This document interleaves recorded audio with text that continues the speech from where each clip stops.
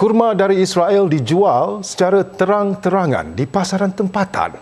Dan lebih mengecewakan, kurma itu tertulis secara jelas dan nyata diimport syarikat dari Malaysia.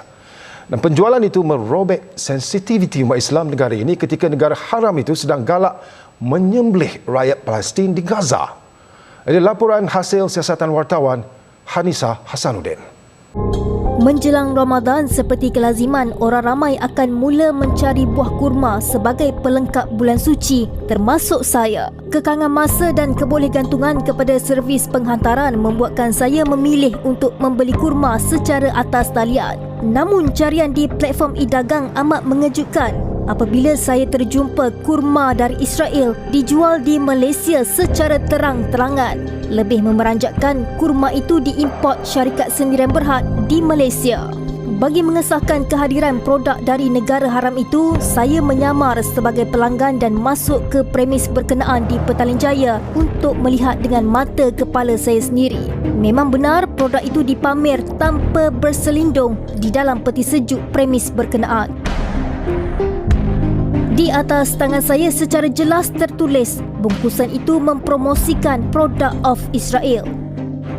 Lebih membimbangkan, turut tercetak kurma negara haram itu diimport dan diedarkan syarikat dari Malaysia, Matahari Sendirian Berhad. Bagi mengelak dari disedari pemilik, saya segera meninggalkan premis berkenaan. Dan bagi mendapatkan jawapan mereka, saya menghubungi syarikat beralamat di Klang, Selangor itu yang turut mempunyai gudang di sana. Ini alasan yang diberi.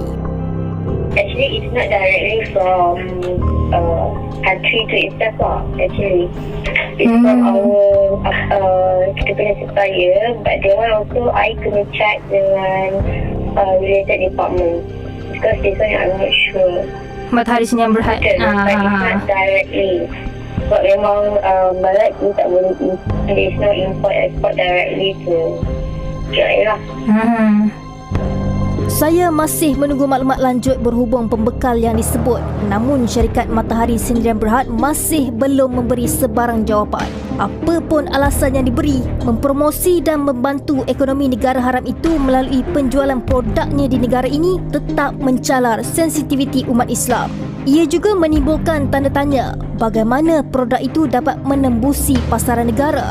Sedangkan perdagangan ekspor dan import dengan Israel telah dihentikan sejak 50 tahun lalu apabila Perdana Menteri ketika itu Tun Abdul Razak mengarahkan pengharamannya pada 5 Mac 1974. Malah pada 20 Disember 2023, Perdana Menteri Datuk Seri Anwar Ibrahim tegas dalam menentang kekejaman Israel dengan mengharamkan kapal negara haram itu berlabuh di Malaysia.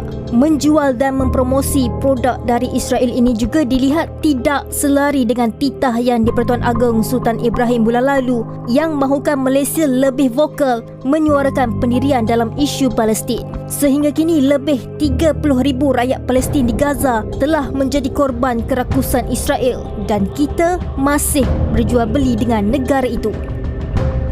Kurma negara haram Israel yang bocor masuk ke sepadan negara jelas mempermainkan sensitiviti umat Islam. Usaha jihad ekonomi dalam memboikot segala macam jenis perdagangan dengan negara Zionis kini diperlekehkan dengan kewujudan produk ini.